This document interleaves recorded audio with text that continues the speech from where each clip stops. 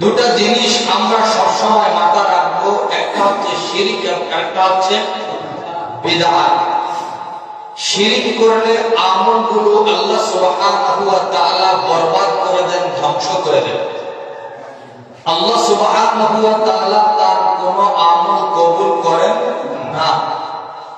লাইয়াহবাতান্না, যেটা আমি এর আগের জুমায় বলেছিলাম, নবীকে লক্ষ্য করে আল্লাহ সুবহানাহু ওয়া তাআলা বলছেন, যদি নবীকে আপনি শরীক করেন আমি আল্লাহর সাথে, অংশীদারিত্ব সাব্যস্ত করেন, আপনার আমল কি হয়ে যাবে? বাতিল হয়ে যাবে। যেখানে মুহাম্মদ সাল্লাল্লাহু আলাইহি ওয়াসাল্লামের ব্যাপারে এই কথা বলা হয়েছে, আর সেখানে আমি আপনি তো দূরের কথা, আমার আপনার আমল তো টিকেই না, আমার আপনার আমলের কোনো তো গ্যারান্টি নেই, যেখানে মুহাম্মদ সাল্লাল্লাহু আলাইহি ওয়াসাল্লামকে বলা হয়েছে। অতএব বিদআত এবং শিরক, এই দুইটা পাপ থেকে আমাদেরকে বেঁচে থাকতে হবে। এই দুইটা পাপের একটা পাপ বললাম, শিরক করলে আল্লাহর নাফরমানি করা হয়।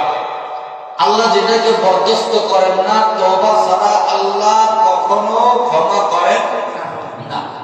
তাহলে এই শ্রেণীর মানুষ যারা শিরক করে, অন্তর দিয়ে আবেগ দিয়ে বোঝে শোনে, তারা ইবাদত মনে করে করে কিন্তু তওবা করে না। দুই নম্বর যে বিষয়টা, সেটা হচ্ছে বিদআত, কুসংস্কার, জাহেলিয়াত, যেটা মানুষ ইবাদত মনে করে করে নব আবিষ্কৃত। এটার নাম কি?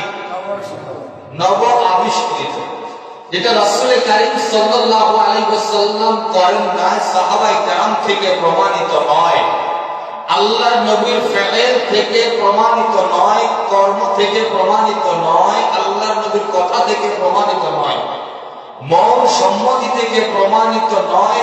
এমন কোন কিছু কেউ যদি শরীয়তের নামে, ইসলামের নামে চালিয়ে দেয়, সেটার নাম কি? বিদআত।